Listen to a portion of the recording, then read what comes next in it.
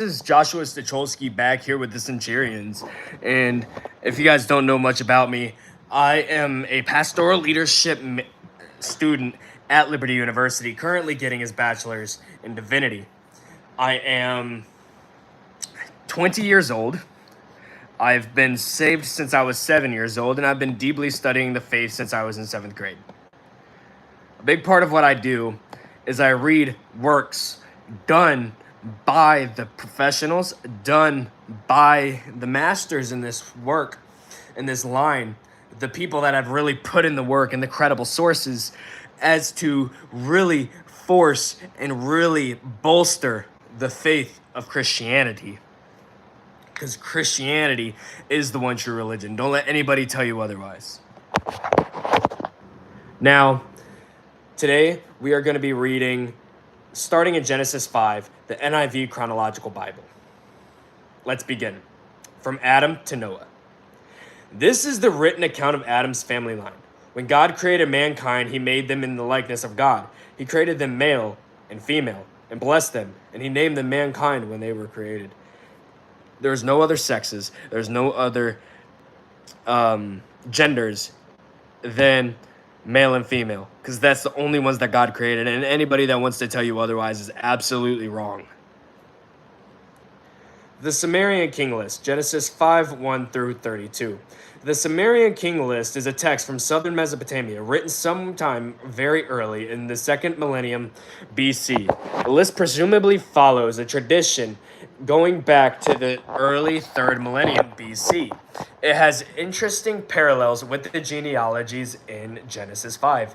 In its existing form, the Sumerian king list is a propaganda text designed by the kings of Isin to affirm their rule as legitimate. It delineates the history of Sumer and Akkad by showing the succession of dynasties or cities. From the beginning of time to the writer's present, each monarch in the early period rules for a very lengthy period, thousands of years on the average. Similarly, 6 of Adam's descendants listed in Genesis 5 lived in excess of 900 years, e.g. Genesis 5:5, 8, and 11. Genesis 5:5, 8, and 11. I'm going to read those real quick. Genesis 5, verse 5 is about Adam. And it says, "And all the days that Adam lived were 930 years, and he died." Genesis 5, verse 8 is about Seth. And it says, "And all the days of Seth were 912 years, and he died." And Genesis 5:11 says, "And all the days of Enos were 905 years, and he died." How's it going, Angela? Right now we're reading the NIV Chronological Study Bible.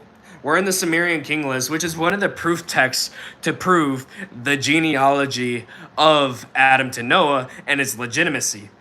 In this, the Sumerian king list is a list of Sumerian kings set to show the truth of their dynasty. That's what they were trying to do. This says, "It is in its existing form, the Sumerian king list is a propaganda text designed by the kings of Asin to affirm their rule as legitimate. It delineates the history of Sumer and Akkad by showing the succession of dynasties or cities from the beginning of time to the writer's present. Each monarch in the early period rules for a very lengthy period, thousands of years on the average. Similarly, 6 of Adam's descendants listed in Genesis 5 lived in excess of 900 years. In Genesis 5:5, 8, and 11, the ones I just read, are examples of those. Next, the king list abruptly and tersely mentions the Great Flood, which cuts the dynastic lines in half. Interestingly, after the flood, the reigns of the monarchs begin to decrease from thousands to hundreds of years. This seems like it's lining up with Christianity quite a bit.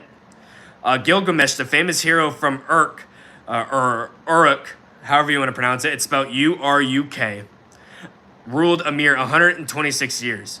The lengths of reigns finally fall within the normal span of a human lifetime. Likewise, the genealogy of Genesis 11:10 through 26, which says, 11:10 through 26, says, "And Moses and Aaron did all these..." No, that's Exodus. I flipped too far. These pages are very thin. Genesis 11:10 through 26 says, "These are the generations of Shem. Shem was 100 years old and begat Arphaxad 2 years after the flood. And Shem lived after he begat Arphaxad 500 years and begat sons and daughters. And Arphaxad lived 530 years and begat Salah. And Arphaxad lived after he begat Salah 403 years and begat sons and daughters. And Salah lived 30 years and begat Eber. And Salah lived after he begat Eber 403 years and begat sons and daughters. And Eber lived 430 years and begat Peleg. And Eber lived after he begat Peleg 430 years and begat sons and daughters. And Peleg lived 30 years and begat Ru.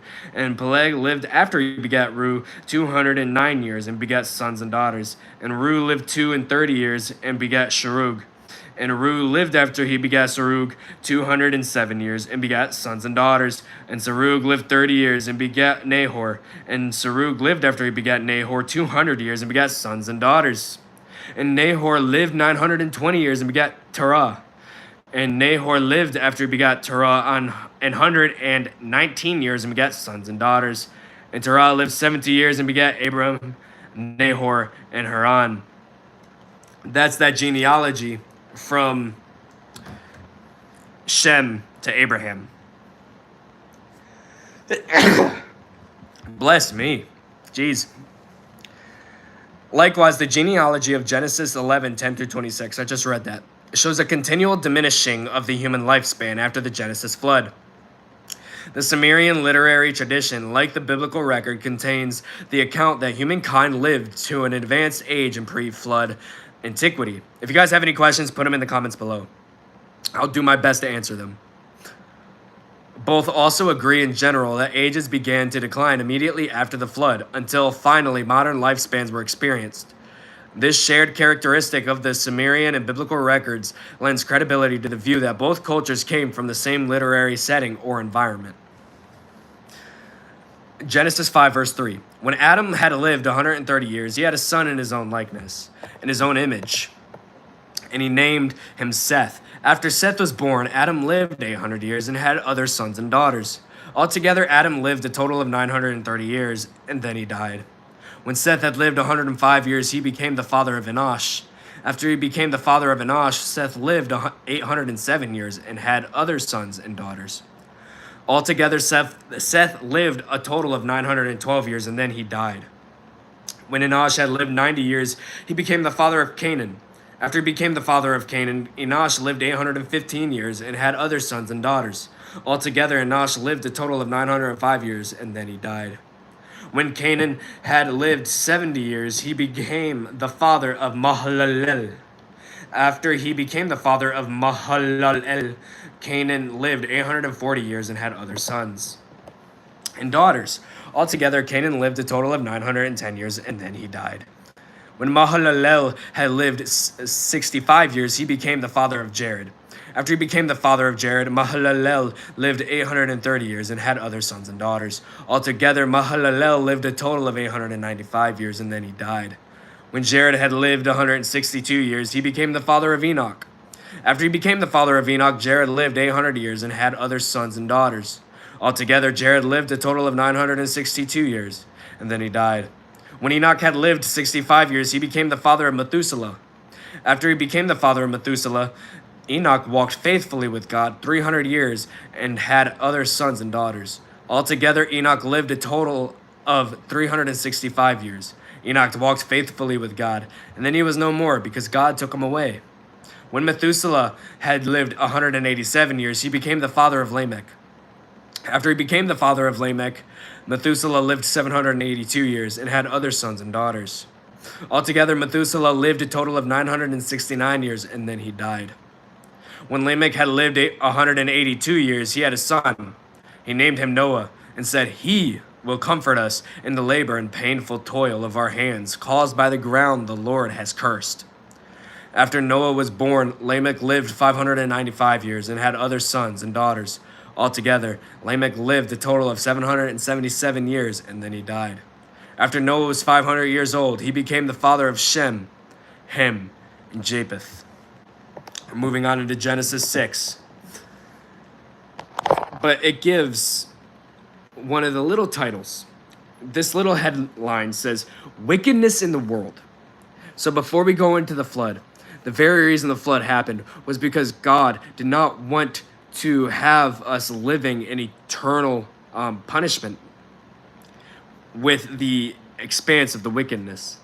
And so God flooded the world to destroy all wickedness and to try to restart with the only righteous man found at the time, and that was Noah. Wickedness in the world. When human beings began to increase in number on the earth and daughters were born to them, the sons of God saw that the daughters of humans were beautiful, and they married any of them they chose. Then the Lord said, "My spirit will not contend with humans forever, for they are mortal. Their days will be 120 years."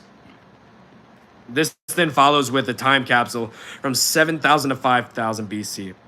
For those that may not have been on here before, we are reading the Chronological NIV Bible. In 7,000, stone tools shaped by grinding from Europe. In 6,770, carbon-14 dating of ashes at Jericho. 6,500, cattle domesticated in Turkey. 6,500, settlement at Ras Shamra, or Argerit, in Syria. 6,500, paintings from Spain show people gathering wild honey. 6,000, domestic cat is known in Cyprus. 6,000, again, skull with evidence of surgery, trepanning from Europe. 5,859, carbon-14 dating of early fortification at Jericho. So this isn't just the earliest ashes at Jericho. This is the earliest fortification. So this is the walls, the military fortification, the protection of the city.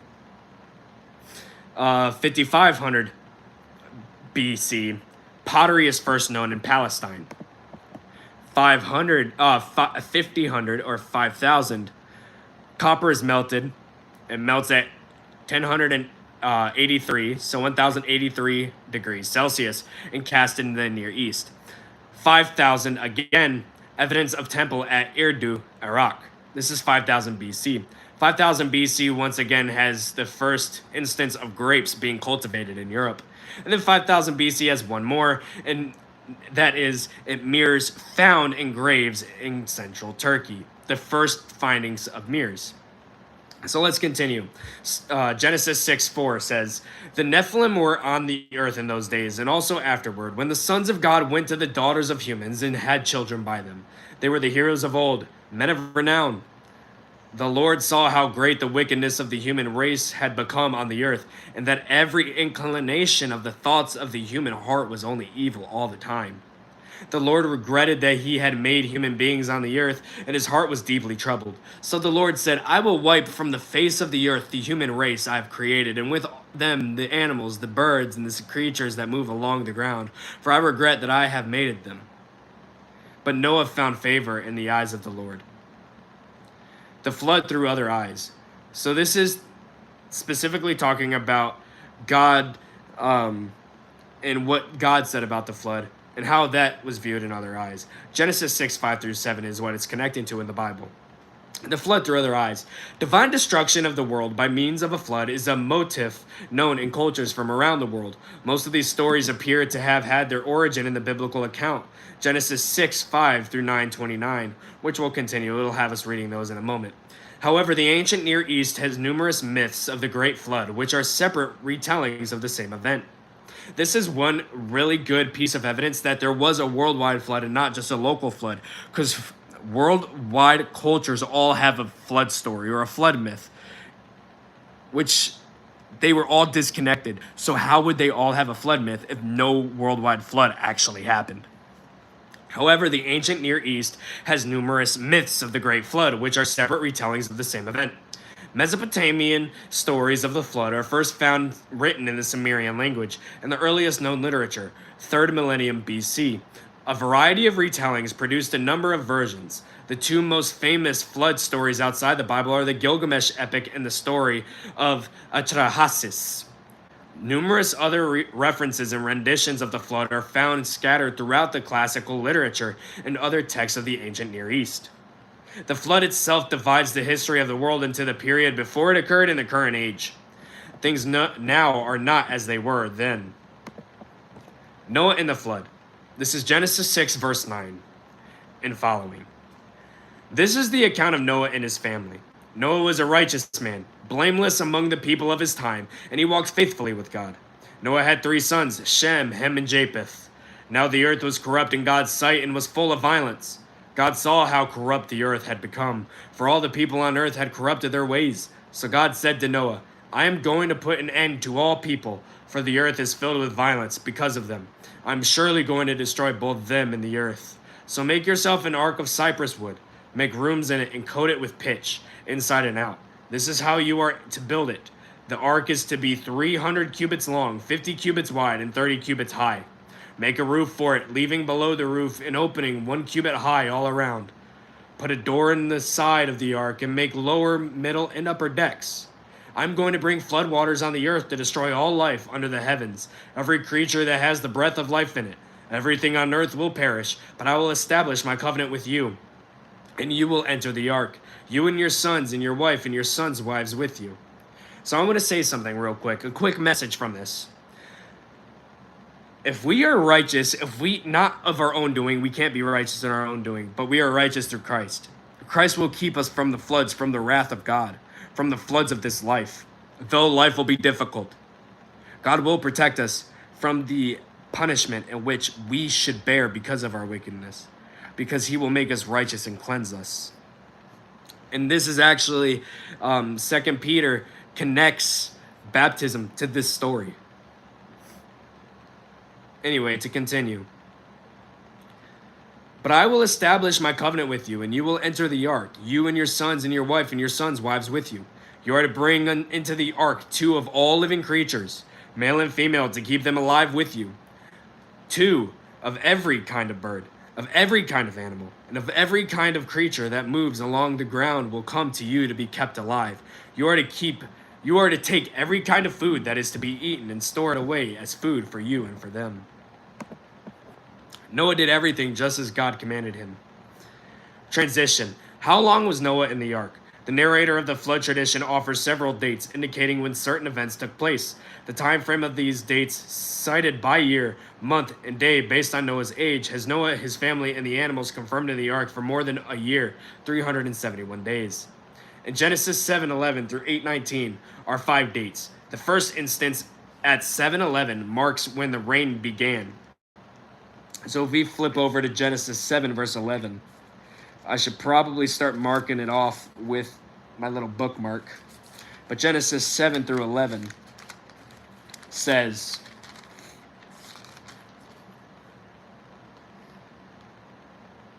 in the 600th year of Noah's life, in the 2nd month, the 17th day of the month, the same day were all the fountains of the great deep broken up, and the windows of heaven were opened.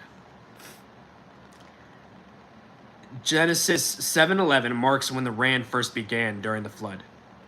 5 months later, the ark rested on Ararat, and that's found in Genesis 8, verse 4, which says, and the ark rested in the 7th month, on the 7th day of the month, upon the mountains of Ararat. 2.5 months later, the mountains were seen.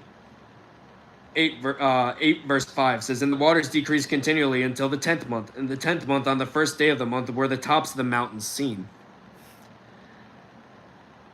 So it was 2.5 months later that the mountains were seen. After another 3 months, Noah removed the covering of the ark. That's found in verse 8. Chapter 8, verse 13, which says, and it came to pass in the 601st year, in the 1st month, the 1st day of the month, the waters were dried up from off the earth, and Noah removed the covering of the ark, and looked, and behold, the face of the ground was dry. Finally, Noah, his family, and the animals went out of the ark 57 days later. This is Genesis 8, verses 14 through 19, which says, and in the 2nd month, on the 27th day of the month, was the earth dried. And God spoke unto Noah, saying, go forth of the ark, thou, and thy wife, and thy sons wives with thee. Bring forth with thee every living thing that is with thee, of all flesh, both of fowl and of cattle, and of every creeping thing that creepeth upon the earth, that they may breed abundantly in the earth, and be fruitful, and multiply upon the earth. And Noah went forth, and his sons, and his wife, and his sons' wives with him. Every beast, every creeping thing, and every fowl, and whatsoever creepeth upon the earth, after their kinds, went forth out of the ark. The days between each date, assuming 30-day months, as the narrator appears to do, are 150 plus 74 plus 90, totaling 371 days. Following, we got Genesis 7:1 through 11:32. This says, the Lord, the Almighty God, the Lord then said to Noah, go into the ark, you and your whole family, because I have found you righteous in this generation. Take with you 7 pairs of every kind of clean animal, a male and its mate, and 1 pair of every kind of unclean animal, a male and its mate, and also 7 pairs of every kind of bird, male and female, to keep their various kinds alive throughout the earth. 7 days from now I will send rain on the earth for 40 days and 40 nights, and I will wipe from the face of the earth every living creature I have made.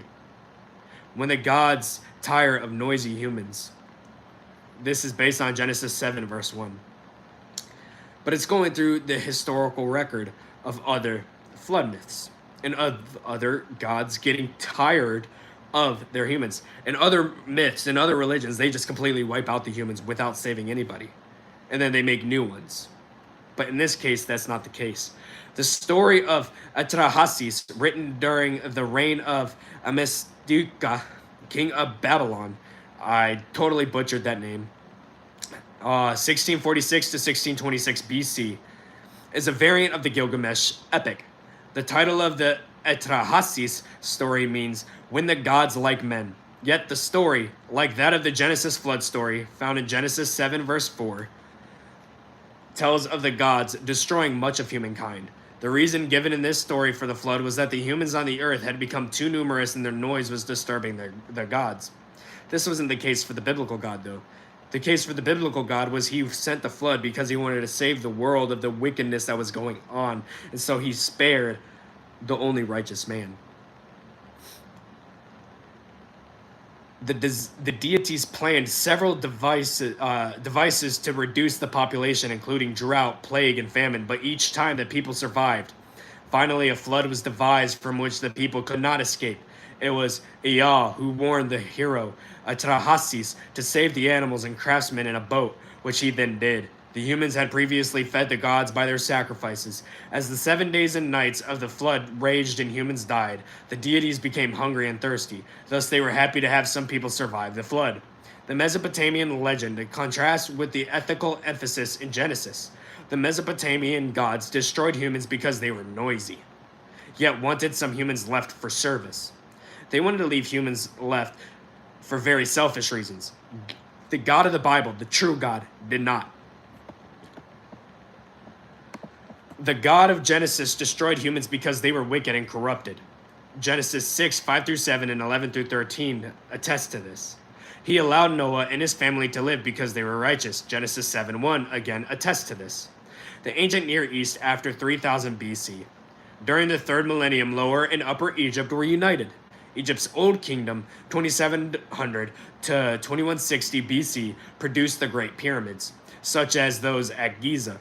In Mesopotamia, the land of Sumer developed a system of independent city-states. Toward the end of the millennium, this city-state rule was replaced by a more extensive territorial rule centered in Akkad.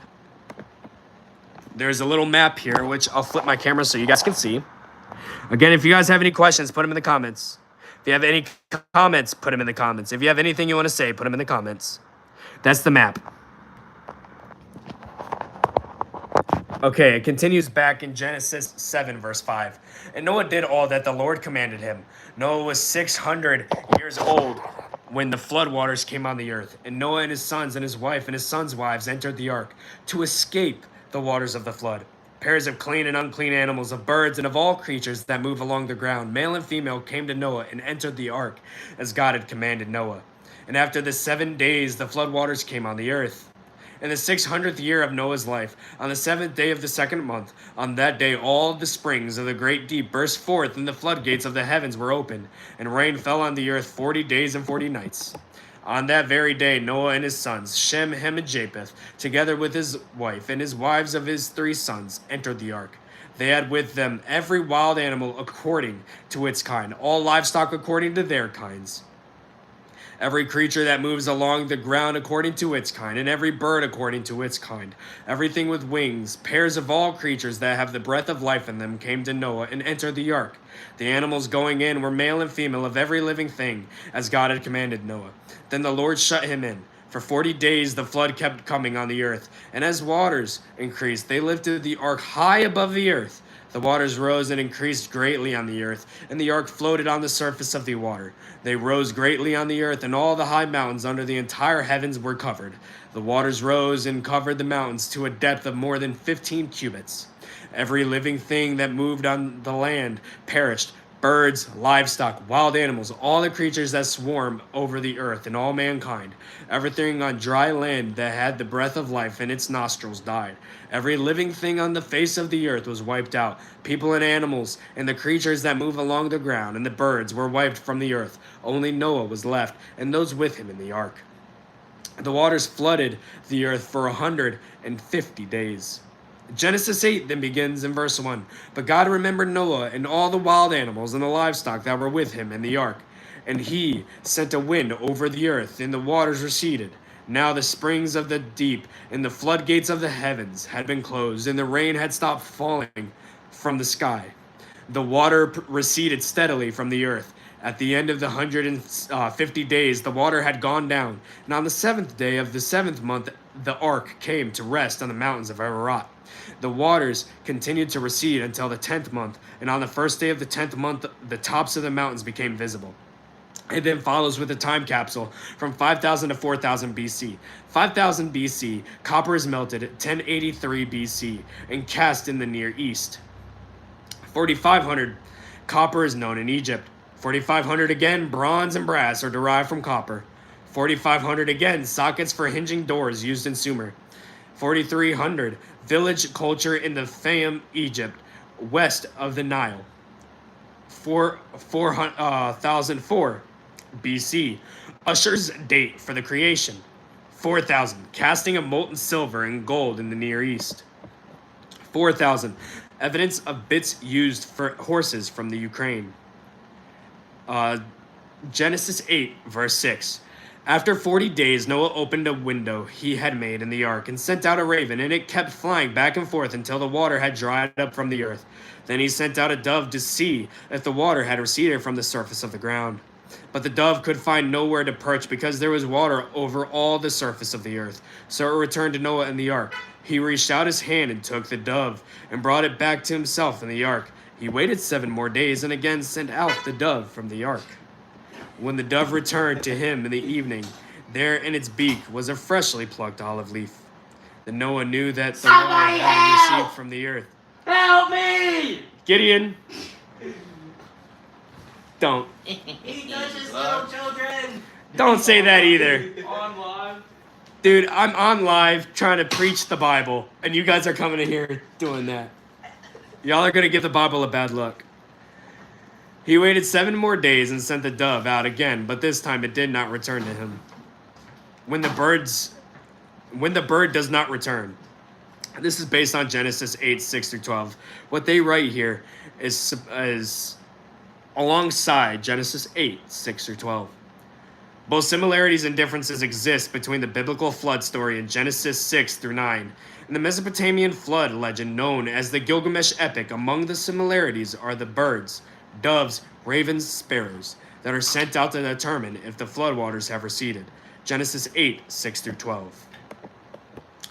Though the Gilgamesh flood story appears already in the mid-3rd millennium Sumerian stories, the epic account most widely known comes from the library of the Assyrian king Ashurbanipal from 668 to 627 BC.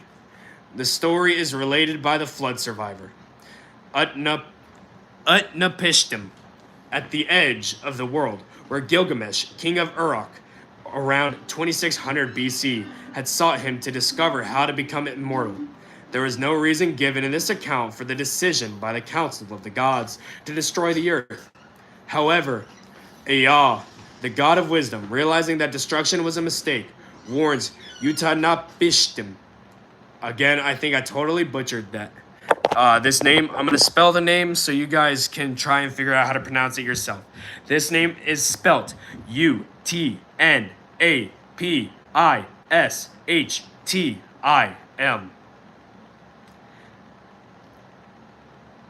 He is warned that a flood is coming. Utnapishtim tears down his house and builds a boat, into which he gathers animals in pairs, seeds of all plants, his relatives, and skilled craftsmen. The deities unleash the flood as a weapon for 7 days, destroying everything which is not in the boat, and terrifying themselves as well.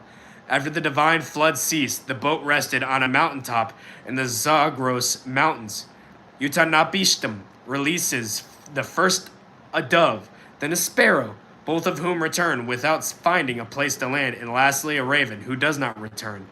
The flood is finally over, and everything is allowed to leave the boat and repopulate the earth. There's a pretty cool image here I'm going to show you. It's showing a little dove flying around. Continuing on in verse 13.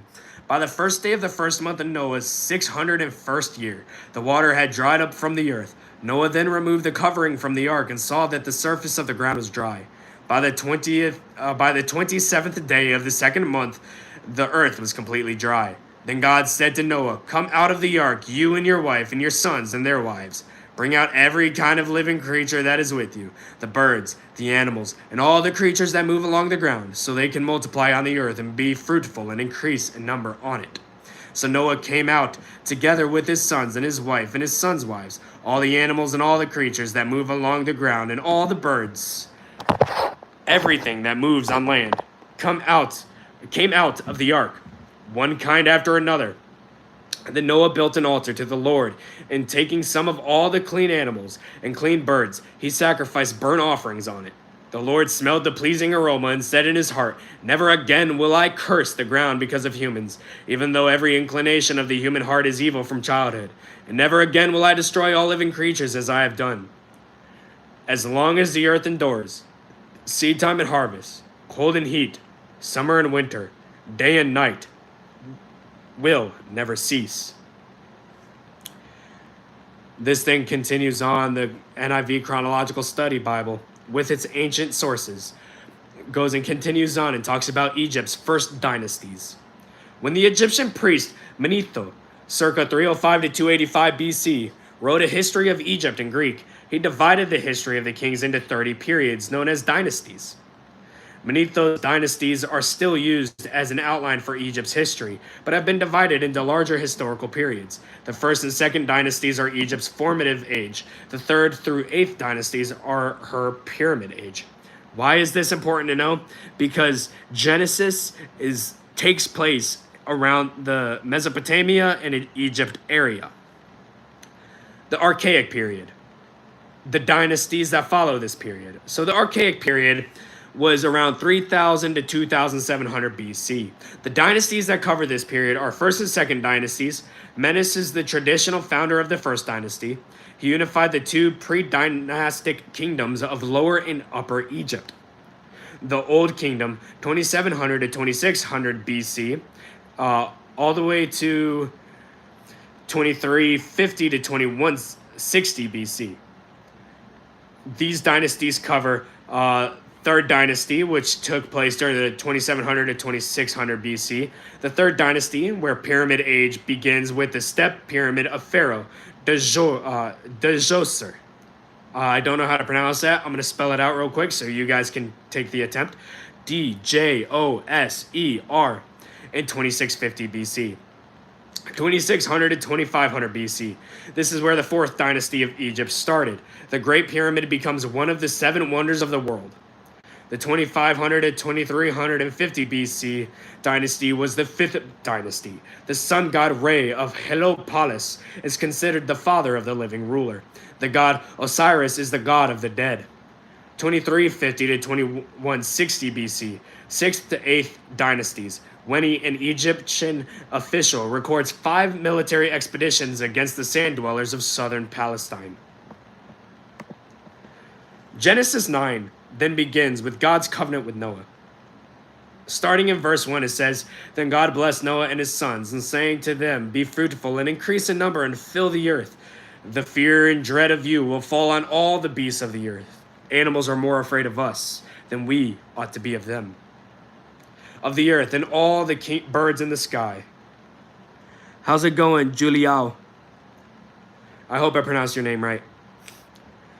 The fear and the dread of you will fall on all the beasts of the earth, and on all the birds in the sky, on every creature that moves along the ground, and on all the fish in the sea. They are given into your hands. Everything that lives and moves about will be food for you. Just as I gave you the green plants, I now give you everything. The NIV Chronological Bible, what we're reading now, then follows with a time capsule from 4000 to 3500 BC. In 4000 to 3000, that was the Copper Stone Age, the mixture of the transition from the Stone to Copper Age. 3700, two villages combined to create Uruk, the earliest urban site. Then 3500 BC found bronze is known in Ur. Egyptian art shows greyhounds. Village culture around Beersheba. The olive is then also cultivated in Palestine. Now we'll continue on in Genesis 9, verse 4. But you must not eat. So this is God talking to Noah and his family. But you must not eat meat that has its lifeblood still in it. So you can't eat meat that has its blood in it. It has to be cooked out and drained.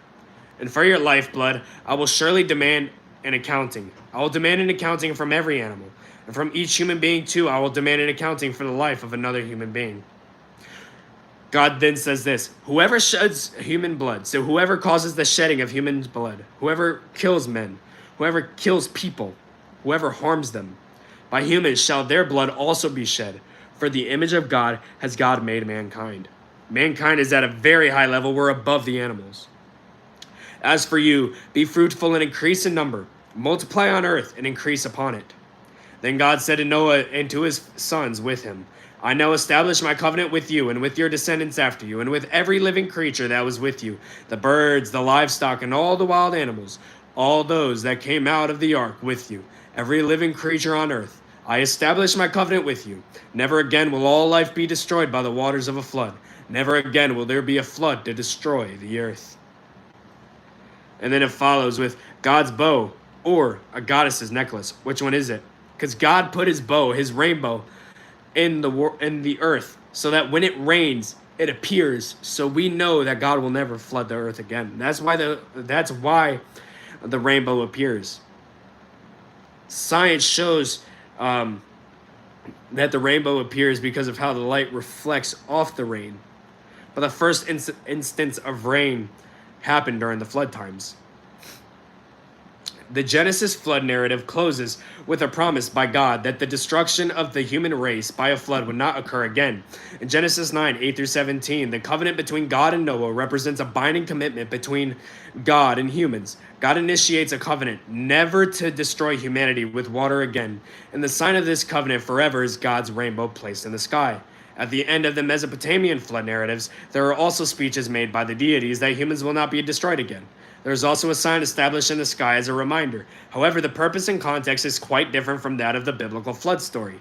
In both the Gilgamesh epic and the story of Atrahasis, the flood ends with the majority of gods glad to have the terror over. The reaction of the deities varied. Enlil, the warrior god, is furious over the survival of the few remaining humans. On the other hand, the goddess Ninhursag, Nintu, or Ishtar in some renditions, the goddess of both human and divine children, is devastated that her children have been destroyed. In an appeal made in highest heaven, Ninhursag declares that this deed by the gods is an evil against her and that her grief must be appeased. She takes the big flies created by Anu, makes them into a necklace, and sets it up as a daily reminder to the gods never to destroy the people on whom the gods depend again. In the Mesopotamian flood narrative, the covenant was made solely on the divine level, and the sign was for the gods alone. In Genesis, God's rainbow is a visible sign of his covenant promise to Noah, to Noah's descendants, and to all living creatures of the earth. Genesis 9, 12, and 17. The Genesis account is the only flood account that holds humanity up to a top level. just under the gods, but still highly valued, and wants to have a connection with us. Genesis 9:12 says, "And God said, 'This is the sign of the covenant I am making between me and you and every living creature with you, a covenant for all generations to come. I've set my rainbow in the floods, in the clouds. I've set my rainbow in the clouds, and it will be the sign of the covenant between me and the earth. Whenever I bring clouds over the earth and the rainbow appears in the clouds, I'll remember my covenant between me and you and all living creatures of every kind. Never again will the waters become a flood to destroy all life. Whenever the rainbow appears in the clouds, I will see it and remember the everlasting covenant between God and all living creatures of every kind on the earth.' So God said to Noah, 'This is the sign of the covenant I've established between me and all life on the earth.'" The sons of Noah. The sons of Noah who came out of the ark were Shem, Ham, and Japheth. Ham was the father of Canaan. These were the three sons of Noah, and from them came the people who were scattered over the whole earth. This then follows with the time capsule from 3500 to 3000 BC. From 3500 BC, Sumerians develop advanced civilizations in southern Mesopotamia. 3300, we find domestication of the horse. In 3250, we find the potter's wheel from Ur. In 3200, we find the earliest writings from Uruk in the Sumerian language. In 3200, again, we find the earliest picture of a boat with a sail from Egypt. In 3150, we find pictographs from Uruk showing four-wheeled carts. In 3100 BC, we find the earliest depiction of a chariot. And in 3000 BC, we find Egyptians writing in hieroglyphic script. To continue, Genesis 9 verse 20 says, "Noah, a man of the soil, proceeded to plant a vineyard. When he drank some of its wine, he became drunk and lay uncovered inside his tent. Ham, the father of Canaan, saw his father naked and told his two brothers outside. But Shem and Japheth took a garment and laid it across their shoulders. Then they walked in backward and covered their father's naked body. Their faces were turned the other way so that they would not see the father naked." This is the very first instance of widespread agriculture within scripture. But it's not the first instance of agriculture. The first instance of agriculture was between Abel and Cain. Cain was the one who grew crops, and Abel was the one who held the flock. Agriculture and herding. To be fruitful, vineyards require considerable care. When the grapes are crushed for their juice, organisms found on the outside of the peel reach the juice.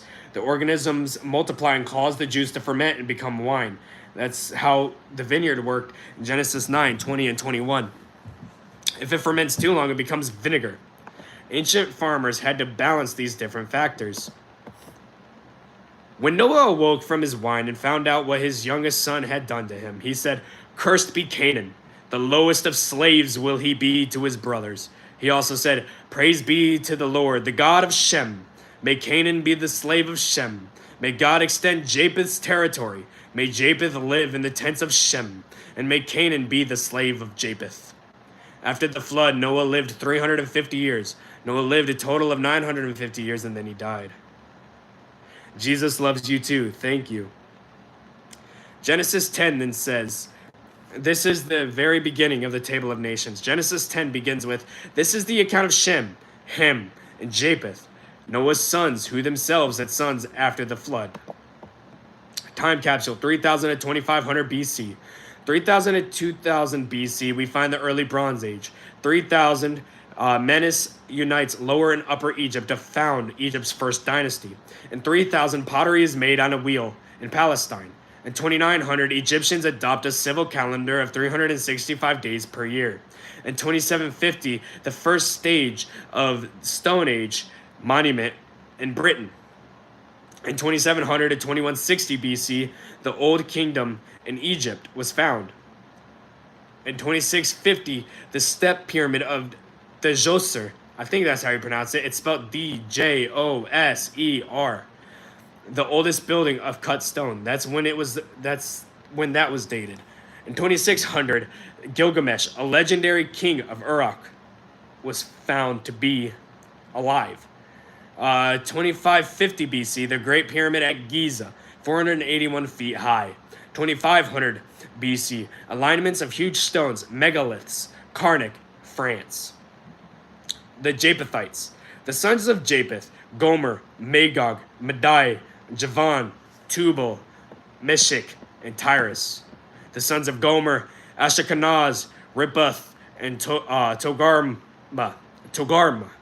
The sons of Javan, Elisha, Tarshish, the Kittites, and the Rodanites. From these, the maritime peoples spread out into their territories by their clans within their nations, each with its own language. The Hamites, the sons of Ham, Cush, Egypt, Put, and Canaan. The sons of Cush, Seba, Havilah, Sabta, Ramah, and Septika. The sons of Ramah, Sheba, and Dedan. Cush was the father of Nimrod, who became a mighty warrior on the earth. He was a mighty hunter before the Lord. That is why it is said, like Nimrod, a mighty hunter before the Lord. The first centers of his kingdom were Babylon, Uruk, Akkad, and Calneh, and Shinar. From that land he went to Assyria, where he built Nineveh, Rehoboth, Calah, and Racine, which is between Nineveh and Calah, which is the great city. Now, before I move on to the next part, I want to emphasize this. God set into place different nations, different people groups to be separate, not because they are inferior or superior to each other, but because when they come together, you'll see when they come together, they try to take the place of God. And that's what we see really with this diversifying of America. We are then losing who God really is because we are trying to take idolatrous norms. The First World Empire, Genesis 10, 8 through 10. The city of Akkad was one of the major urban centers in central Mesopotamia, and according to Genesis 10:10, one of the first cities in the kingdom of the legendary Nimrod. Although the precise location, which I'm going to actually read 10:10 first before I move on. 10:10, in the beginning of his kingdom, this is Nimrod. In the beginning of his kingdom was Babel, and Erech, and Akkad, and Kelna, in the land of Shinar. One of the first cities in the kingdom of the legendary Nimrod. Although the precise location has not been found, Akkad was most likely near Babylon. The Sumerian name of the city was Agade. A certain Sargon of Agade, circa 2350 BC, founded the city and made it the capital of an early Semitic dynasty. Sargon and his successors, notably his grandson Naram Sin, were able to control all of the Tigris-Euphrates basin and claimed to have even reached the Mediterranean Sea. The dynasty of Agad lasted for about 2 centuries and was in fact the first world empire. Evidently, the city was then destroyed and not subsequently reoccupied. A Sumerian text from the late 3rd millennium BC, the Curse of Agade, commemorates the city's demise. The term Akkad survived after the city was gone. The title Sumer and Akkad continued to be used for the region of southern Mesopotamia until the late Achaemenid period, 4th century BC. The language of the Semitic-speaking peoples of Akkad is now known as Akkadian, which Akkadian is not used as often today. It's I'm pretty sure it's starting to become a dead language. I think it actually is a dead language. I might be wrong on that. But Akkadian is still a very fun language to try and learn. Later peoples of Mesopotamia, including the Assyrians and Babylonians, employed Akkadian as the written language of the region. Akkadian texts have been discovered dating as late as the 1st century AD. And then it shows a mask.